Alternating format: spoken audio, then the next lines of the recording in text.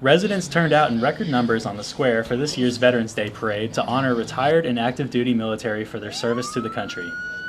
The event kicked off on Saturday with a flyby and a parade, which included veterans young and old as well as numerous community organizations.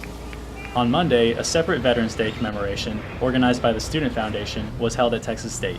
Student Foundation Director Ryan Elliott began the ceremony with a speech about the university's tradition of military and ROTC service dating back to World War II.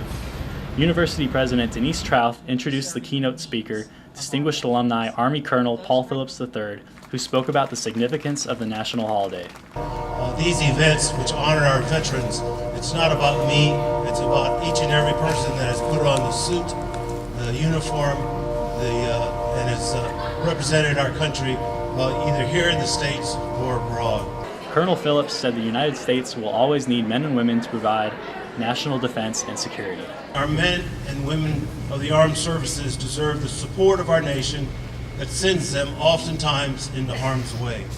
Following the commemoration, the LBJ Student Center hosted a military history exhibit that included artifacts and memorabilia from past wars. For Bobcat Update, I'm Alex Marshall.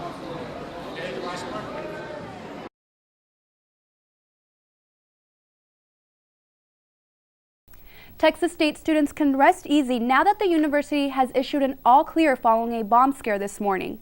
Around 9:30, the admissions building received the bomb threat, and the university alerted students via email and text message after notifying the police.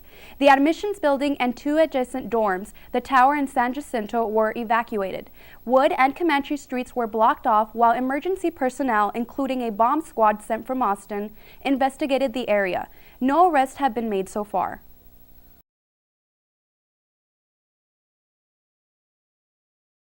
This is the inaugural semester for the North Campus Housing Complex. It provides a glimpse into what the future holds for resident halls at Texas State. 3 more dorms will be constructed over the next 7 years. The West Campus Housing Complex is next and should be completed in 2014. So we're building 2 halls for the West Campus. We're also building a community building that will serve both halls. So a total of about 580 residents will live in that complex. After the West Campus Housing Complex is finished, the university will build 2 more dorms. Moore Street will open then in the fall of 2016. We'll have, we think, 4 residence halls of about 300 beds each, and that will open in the fall of 2018. Funds for constructing and maintaining all the resident halls do not come directly from the university. Everything we do is paid for by the students who live with us. So this year we anticipate about $30 million of student fees coming in. After the proposed resident halls are finished and the existing ones have been renovated, Texas State will raise its on-campus population from just under 6,000 to a little more than 8,000. For Bobcat Update, I'm Matthew Boyd.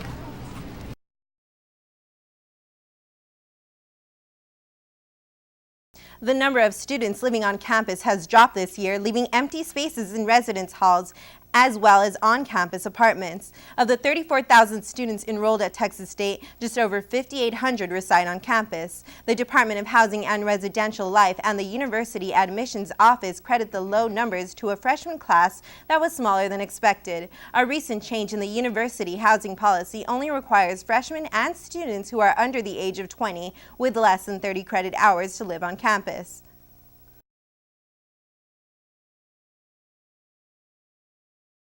Old Main has been a fixture in San Marcos for more than a century. Thousands of students and faculty have passed through its halls since the building opened.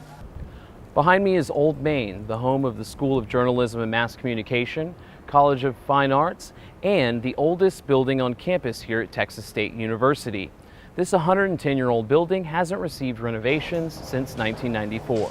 It's difficult to see the effects of time on the century-old building from afar, but students, staff, and faculty who occupy the building for classes and office space are aware of its defects. Cracks in the walls and floors can be seen on all 3 floors of Old Main. Water damage can be seen on the 3rd floor of the building. As is common with older structures, temperature control is a challenge. I just like it a lot. It's very historical. I just wish there was air conditioning in some of the rooms.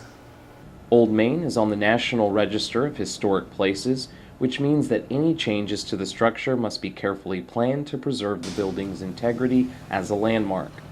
It's an older building though, and an historical building, so they can only do so much. So outside of, some painting here and there and some foundational things, I'm not sure they can do much.